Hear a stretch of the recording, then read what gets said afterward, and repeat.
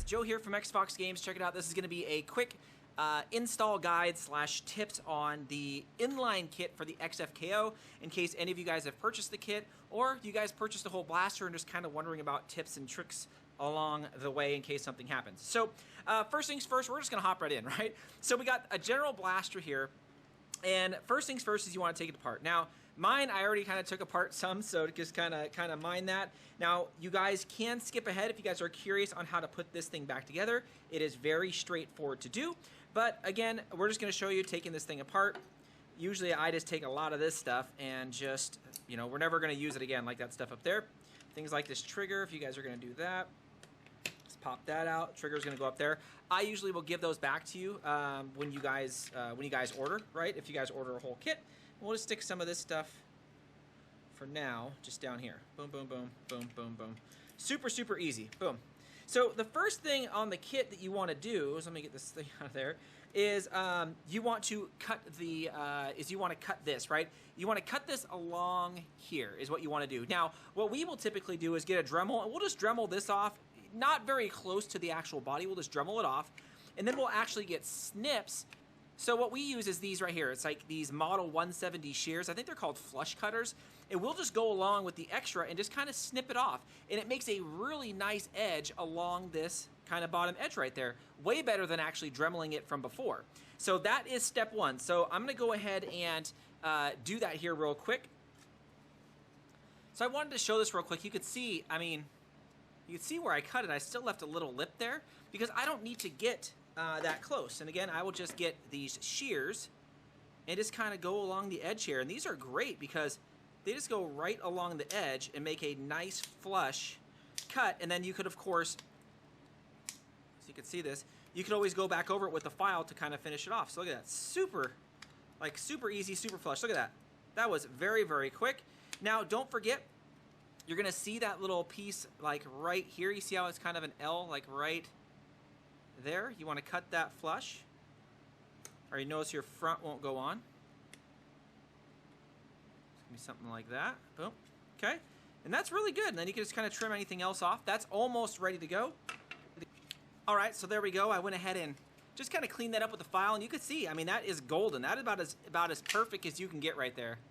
Again, just use the little snips to kind of cut it flush, and then use a file to kind of get the other stuff off. There might be better approaches, but that's what I've used, so boom, look at that. That part is done. Now, next comes the actual grips themselves. And what's easy about the grips is, I mean, if you look, you guys will have kind of the, right, there's like a kind of a valley running through here, right? There's a valley all the way up, down, around. You really just want to cut away all the stuff that's on top of the, that's in the groove there. You want to leave that little bit of a piece in there that's kind of sticking up to this outer piece. And again, I don't even use Dremels anymore. I just cut it. You can get it flush. Something like that. And you see, I'm just cutting away that part that's sticking up. And again, you can take your time. I'm going kind of quick here, but you take your time to do this. So to show you, if we look at this one, and you look at that, you can see all that I've really done is just cut away this lip that's sticking up here. This lip, right? See if you guys see it. That little lip right there all the way up and around. That's basically what I've done. So let me cut these both up and show you the end result. Okay, so check it out. Here's my final result. Check it out. I mean, it's pretty, I think it's really, really well, especially when you use these kind of snips, or again, there might be better snips out there. It works really, really well. Again, you just want to go down from where this piece meet. Let me see if I can get a better view here. There we go. You just want to go down from where this angle's at, and then again, leave a little piece here you guys can see, and go up to where those both meet at the kind of the intersection there. So you could draw a line, whatever, if you want to. So next things next is let's go put these back together. So these have a place to go. And again, to put these back together, super simple. They go like this, so you guys can kind of see that.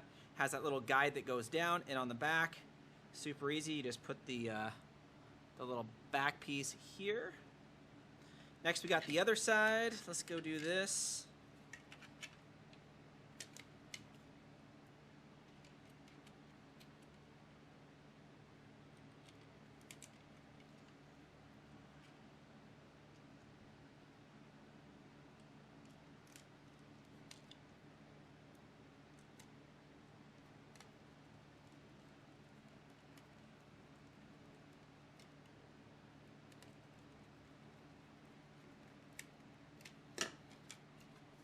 All right, so both sides are back together and you're ready to go. So typically you want to start with this side. It's the one with the groove kind of in the bottom because this does not have the groove for the triggers and all that stuff. So you want to start with the, if it's like this, it's the right-hand side, right? Or, I mean, you can't miss it. It's the one with the little groove on there. So we're going to put this one aside. So we're going to leave this blank as is. Make sure that also on this you have the little metal post down here for the catch, as well as the metal post up here for the trigger. Sometimes they're on the other side. You can just flip-flop it. So what you want to do is typically it's going to come like this. You want to take this out, and really all you want to do is just cut kind of the 3 little posts in there, right, to get this middle piece out. It's really going to pop out with a spring, and it's going to look something a little like this, right? And then, of course, you want to trim a little bit on the little post and make sure you knock it down so all the little stuff is not dangling around in there, right? You can then go in and there's another post that comes up and you could twist that piece out. I've noticed there's been no FPS increase when I've taken it out, so I've left it in. You could pop off this O-ring on the outside of this thing here and put it aside because you don't really need that anymore. So it's eventually going to look like this. I've left the post in there on this one because it doesn't really matter. It's back farther. And then this one is what stock looks like. So we'll kind of put that over to the side. Again, we'll pop off the O-ring on this. Perfect. So first things first is you want to get your plug. And there's, of course, double O-rings on here. And there's a little groove on the top of this plug. And there's a groove on the very top of this. And you just fit those together. Boom. Now, you want to put a little bit, of course, a little bit of Gorilla Glue, right, on the back there. Not too much. Just put it on the inside and just let it sit. Mine takes like 15 minutes, so I just put it in there and just let it sit. But that essentially is ready to go. One thing not to forget on this is do not forget to put your kind of little bouncer. I don't even know what this is, like a muffler. I don't even know what it is. You put it right here on the top. I think it's so the force doesn't come up and just make that huge knocking sound. It kind of, this takes a little bit out of it. So perfect. So next thing we want to do is we want to start putting this mechanism together in here. Now, there's a few tricks here. Typically, your catch will look like this, right? Standard old catch. Now, if you are running into problems, you're like, hey, Xbox, this thing isn't catching that much, or, you know, you've had your rival and you've used it a lot and it's not catching, what you can do is, you see that? You can put a little bit of, that's a little bit of a waffle tip head on there, really thin, a rubber of a dart. It's squishy, so it goes underneath, right? So that when your trigger is sitting here, it pushes this up a little more, because what tends to happen is this piece will get worn down over time. It's just the way this piece works. So just kind of do that if you ever run into it. I don't see it that often. I have a couple blasters that I've shot hundreds of times that has issues. So again, regular. This is an upgraded one. If you just put a little piece on there, it helps it sit up just a little bit higher to catch. Again, all up to you. So you can put your catch in. Boom. Then, of course, you can put in your trigger if you want to. So you just push down on it, and it's kind of a finesse part. You kind of got to bring it forward, slide it back, and it'll go inside that piece here, the catch, right? So next thing you could do is you could put on this little small spring. Now, you could do this first if you want to. There's a little spring that fits over the back of it, and it just goes in this little slot down here, something like that. Spring goes inside it and everything. Very straightforward. Hope you guys can see that. Next thing I do is I will typically put in the kind of the metal rod here. The short end goes to the top, so it just slides in and hooks into the hook on the thing. And of course, next you can put the actual catch, or the catch right here. So check that out. Just goes right over that little kind of nub right there. Now here is another trick, guys. Sometimes if this doesn't catch and you're pulling it and doesn't catch, sometimes you can bend this rod a little more so that the this piece right here that catches is in there a little more. Or again, you can put right here, right where that little plastic piece goes up, you could put another, again, a little bit of a tip of a waffle head dart, just like one of the layers right underneath that, and it gives it a little more push to be pushed inside here for the catch. So again, just kind of think about that. Next comes, of course, the safety. So check it out. Super simple, just fits right in. Now this is the tricky part. So you can take this little piece right here, and what you're going to have to do is kind of pull and hold at the same time. So look at my technique. I have this finger here pushing this holding this, and this holding it down. So you put that in there like this. Okay? Then you take this piece here, and the bigger piece goes towards the bottom, and it goes right, it just lays flush. Then you can let it go. So that is a little bit tricky for some people, because that little kind of triangle piece needs to fit down in here. So just kind of take that as a piece of good knowledge. So perfect. I mean, this thing is almost ready to go. Now we can start getting the barrel ready. So really, if you just want to test, I mean, you could just put this thing like this, be like, oh, yeah, you're like, look at that. You're like, cool, okay. So now we want to put the barrel in. Now, depending on, you know, when this thing comes out, you could get a barrel that looks like this. Sometimes they could be the same color, but they might typically back. Or you can get one that looks like this. They both do the same thing. Really, we are migrating towards these because we have far more control over the consistency with these. Sometimes we get these and they're bent, they're warped, whatever.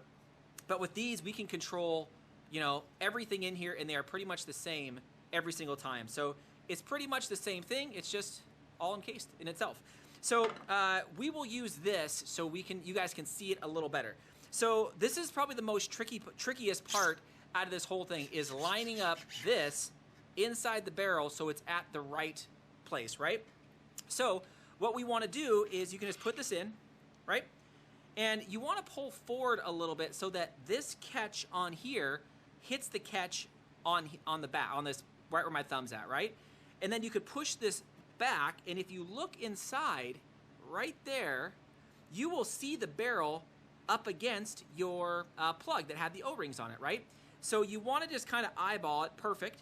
And then what you want to do is just, of course, put a little bit of glue on here, on this, you know, put it a little bit there, and kind of bring it down and just kind of twist it so it gets kind of set.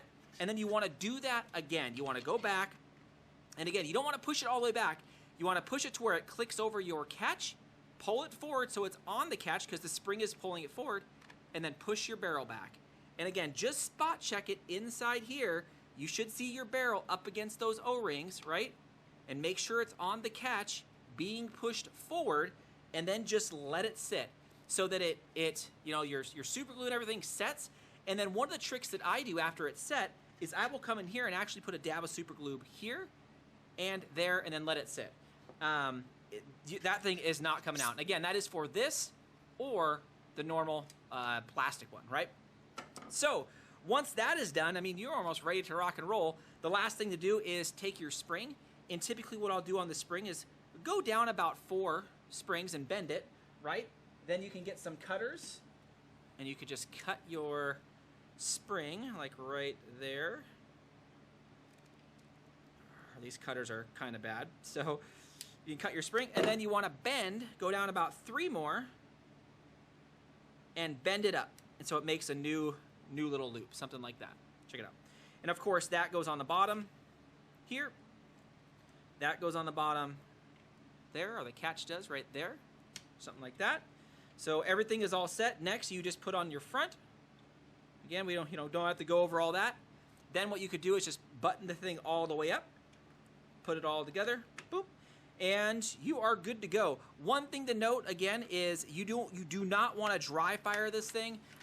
It has so much pressure that's a lot of stuff coming out. I will usually store this with the barrel open so your spring is not constantly being bent. So I always store it with that open. And you then want to put on your badges and everything, but that's pretty self-explanatory. But that is the installation process for this kit.